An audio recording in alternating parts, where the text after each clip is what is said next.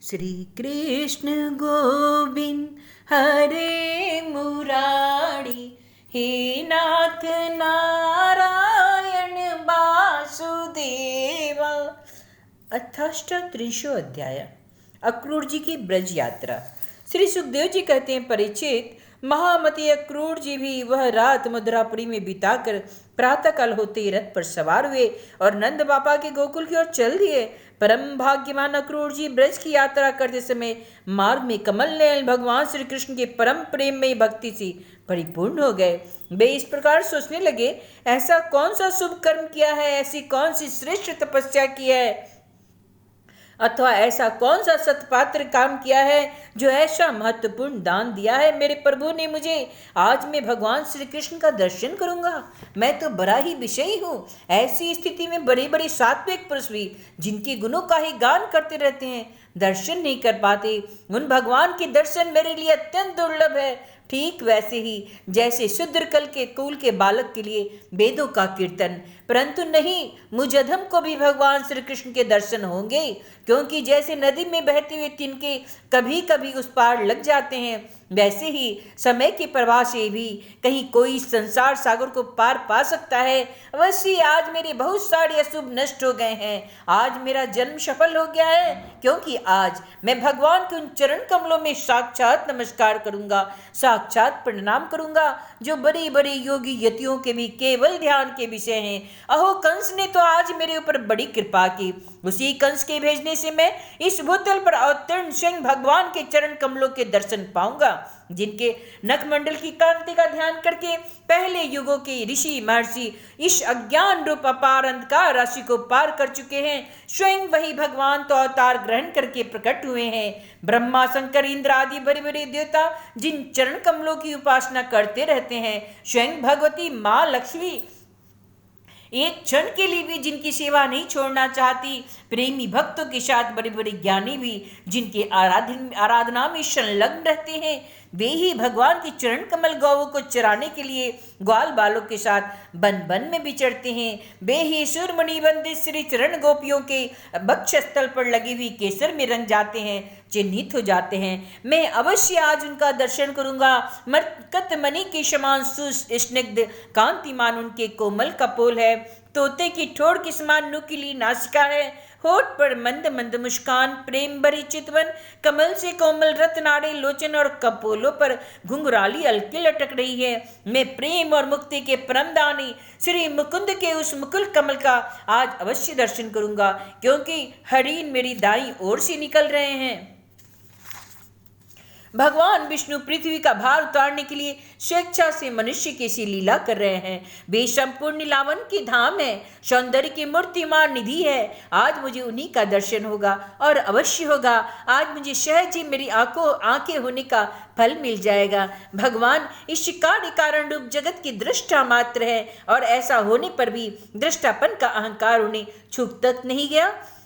उनकी चिन्हमय शक्ति से अज्ञान के कारण होने वाले भेद भ्रम अज्ञान से ही दूर से ही निरस्त रहता है। वे अपनी योग माया से ही अपने आप में भू विलास मात्र से प्राण, इंद्रिय और बुद्धि आदि के सहित अपने स्वरूप बुद्ध जीवों की रचना कर लेते हैं, और उनके साथ वृंदावन के कुंजों में तथा गोपियों के घरों में तरह तरह की लीलाएं करते हुए प्रतीत होते हैं। जब समस्त पापों के नाशक उनके परम मंगल में गुण, कर्म और जन की लीलाओं से युक्त होकर वाणी गान करते हैं, तब उस गान से संसार में जीवन की स्फूर्ति होने लगती है, शोभा का संचार हो जाता है, सारी अपवित्रताएं घुलकर पवित्रता का साम्राज्य छा जाता है। परंतु जिस वाणी से उनके गुण, लीला और जन की कथाएं नहीं गाई जाती, वह तो मुर्दों को ही शोभित करने वाली है, होने पर भी नहीं के समान है, व्यर्थ है। जिनके गुणगान का ही ऐसा महात्म्य है, वे ही भगवान स्वयं यदुवंश में अवतीर्ण हुए हैं। किस लिए? अपनी ही बनाई हुई मर्यादा का पालन करने वाले श्रेष्ठ देवताओं का कल्याण करने के लिए वे ही परमेश्वरशाली भगवान आज ब्रज में निवास कर रहे हैं, और वहीं से अपने यश का विस्तार भी कर रहे हैं। उनका यश कितना पवित्र है। अहो, देवता लोग भी उस संपूर्ण मंगलमय यश का गान करते रहते हैं। इसमें संदेह नहीं कि आज मैं उनके दर्शन करूंगा।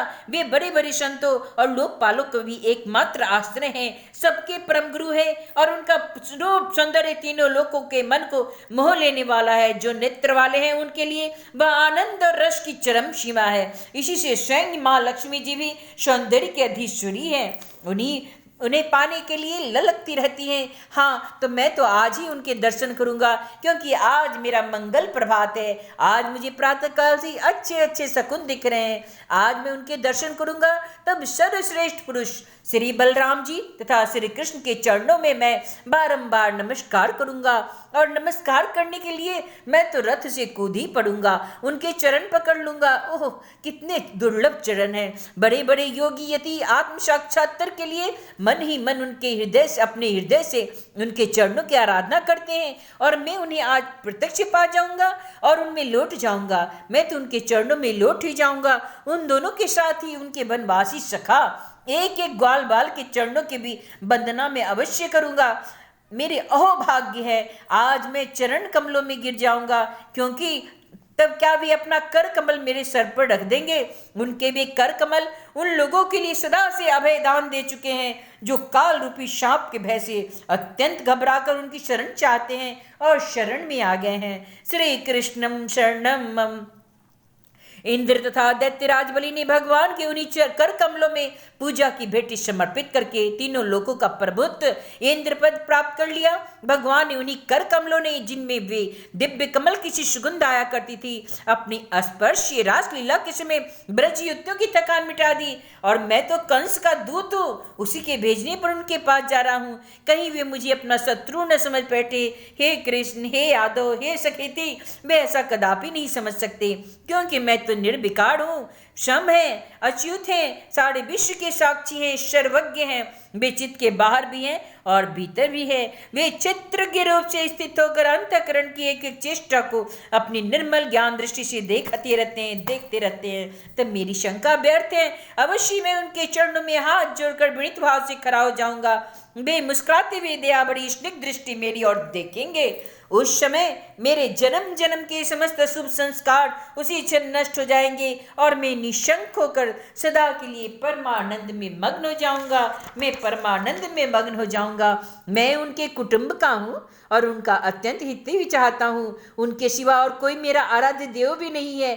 ऐसी स्थिति में भी अपनी लंबी लंबी बाहों से मुझे पकड़ कर अवश्य हृदय से लगा लेंगे। आह, उस समय मेरी देह कैसी पवित्र हो जाएगी, जब दूसरों को पवित्र करने वाली भी बन जाएगी। क्या उसी समय उनका आलिंगन प्राप्त होते ही मैं कर्म में बंधन, जिनके कारण मैं अनादिकाल से भटक रहा हूँ, टूट जाएगा। जब वे मेरा आलिंगन कर चुकेंगे और मैं हाथ जोड़कर सिर झुकाकर उनके सामने खड़ा हो जाऊंगा, तब वे मुझे कहेंगे, चाचा अक्रूर, इस प्रकार कहकर संबोधन करेंगे। क्यों न हो, इसी पवित्र और मधुर यश का विस्तार करने के लिए ही तो वे लीला कर रहे हैं। तब मेरा जीवन सफल हो जाएगा। भगवान श्री कृष्ण ने जिसको अपनाया नहीं, जिसे आदर नहीं दिया, उसके उस जन को, जीवन को धिक्कार है। न तो उन्हें कोई प्रिय है और न ही कोई अप्रिय, न तो उनका कोई आत्मीय सुहृद है और ना तो कोई शत्रु। उनकी उपेक्षा का पात्र भी कोई नहीं है। फिर भी जैसे कल्प वृक्ष अपने निकट आकर याचना करने वालों को उनकी मुंह मांगी वस्तु देता है, वैसे ही भगवान श्री कृष्ण भी जो उन्हें जिस प्रकार बसता है उसी रूप में भजते रहते हैं। मैं तो अपनी प्रेमी भक्तों से भी पूर्ण प्रेम करते हैं। मैं उनके सामने विनीत भाव से सिर झुकाकर खड़ा हो जाऊंगा, और बलराम जी मुस्कुराते हुए मुझे अपने हृदय से लगा लेंगे, और फिर मेरे दोनों हाथ पकड़कर मुझे घर के भीतर ले जाएंगे। वहाँ सब प्रकार से मेरा सत्कार करेंगे। इसके बाद मुझसे पूछेंगे कि कंस हमारे घर वालों के साथ कैसा व्यवहार करता है। चाचा अक्रूर, बतलाइए ना। श्री सुखदेव जी कहते हैं, परिचित सफल नंदन अक्रूर मार्ग में इसी चिंतन में डूबे रथ से नंद गांव पहुंच गए और सूर्य अस्ताचल पर चले गए, जिनके चरण कमल की रज का सभी लोकपाल अपने किरीटों के द्वारा सेवन करते रहते हैं। अक्रूर जी ने गोष्ठ में उनके चरण चिन्हों के दर्शन किए। कमल, यव, अंकुश आदि असाधारण चिन्हों के द्वारा उनकी पहचान हो रही थी और पृथ्वी की शोभा बढ़ा रही थी। उन चरण चिन्हों के दर्शन करते ही अक्रूर जी के हृदय में इतना आह्लाद हुआ कि वे अपने को संभाल न सके, बेहल हो गए। प्रेम के आवेग से उनका रोम रोम खिल उठा, नेत्रों में आंसू भर आए और टप टप टपकने लगे। वे रथ से कूद पड़े और उस धूलि में लौटने लगे, कहने लगे, ओह, यह हमारे प्रभु के चरणों की रज है, यह तो हमारे प्रभु के चरणों की रज है, यह तो वृंदावन की रज है। परीक्षित, कंस के संदेश से लेकर यहाँ तक अक्रूर जी के चित्त की जैसी अवस्था रही, यही जीवों के देह धारण करने का परम लाभ है। इसलिए जीव मात्र का यही परम कर्तव्य है कि दंभ, भय और शोक त्याग कर भगवान की मूर्ति, प्रतिमा, भक्त आदि चिन्ह, लीला, स्थान आदि गुणों के दर्शन, श्रवण आदि के द्वारा ऐसा ही भाव का संपादन करे। ब्रज में पहुंचकर अक्रूर जी ने श्री कृष्ण और बलराम दोनों भाइयों को गाय दूधों के स्थान में विराजमान देखा। श्याम सुंदर श्री कृष्ण पीतांबर धारण किए हुए थे और गौर सुंदर बलराम नीलांबर, उनके नेत्र शरत कालीन कमल के समान खिले हुए थे। उन्होंने अभी किशोरावस्था में प्रवेश किया था। वे दोनों गौर श्याम निखिल सौंदर्य की खान थे। घुटनों का स्पर्श करने वाली लंबी लंबी भुजाएं, सुंदर बदन, परम मनोहर और गज सावक की समान ललित चाल। उनके चरणों में ध्वजा, ब्रज, अंकुश और कमल के चिन्ह थे। जब वे चलते थे उनसे चिन्हित होकर पृथ्वी शोभायमान हो जाती थी। उनकी मंद मंद मुस्कान और चितवन ऐसी थी मानो दया बरस रही हो। वे उदारता की तो मानो मूर्ति ही थे। उनकी एक एक लीला उदारता और सुंदर कलाओं से भरी पड़ी थी। गले में बनमाला और मणियों के हार जगमगा रहे थे। उन्होंने अभी अभी स्नान करके निर्मल वस्त्र पहने थे। शरीर में पवित्र अंगराग तथा चंदन का लेप किया गया था।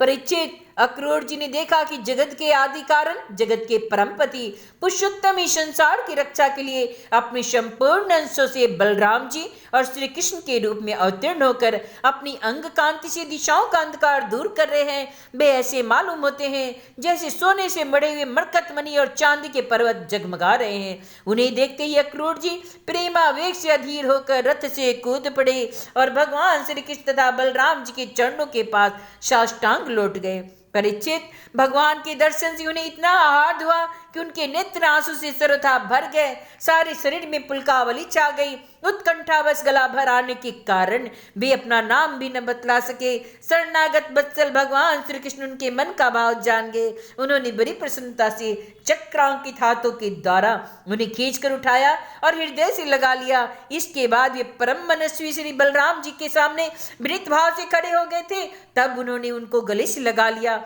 और उनका एक हाथ श्री कृष्ण ने पकड़ा और दूसरा बलराम जी ने। दोनों भाई उन्हें घर ले गए। घर ले जाकर भगवान ने उनका बड़ा स्वागत सत्कार किया, कुशल मंगल पूछकर श्रेष्ठ आसन पर बिठाया और विधि पूर्वक उनके पांव पखार कर मधु, पर्क आदि पूजा की सामग्रियां भेंट की। इसके बाद भगवान ने अतिथि अक्रूर जी को एक गाय दी और पैर दबाकर उनकी थकावट दूर की तथा बड़े आदर एवं श्रद्धा से उन्हें पवित्र और अनेक गुणों से युक्त अन्न का भोजन कराया। जब वे भोजन कर चुके तब धर्म के परम मर्मज्ञ भगवान बलराम जी ने बड़े प्रेम से मुखवास, पान, इलायची आदि और सुगंधित माला आदि देकर उन्हें अत्यंत आनंदित किया। इस प्रकार सत्कार हो चुकने पर नंदराय जी ने उनके पास आकर पूछा, अक्रूर जी, आप लोग निर्दयी कंस के जीते जी किस प्रकार अपने दिन काटते हैं? अरे उसके रहते आप लोगों की तो वही दशा है जो कसाई द्वारा पाली हुई भैरों की होती है। जिस इंद्रिया राम पापी ने अपनी बिलखती हुई बहन के नन्हे नन्हे बच्चों को मार डाला, आप लोग उसकी प्रजा हैं,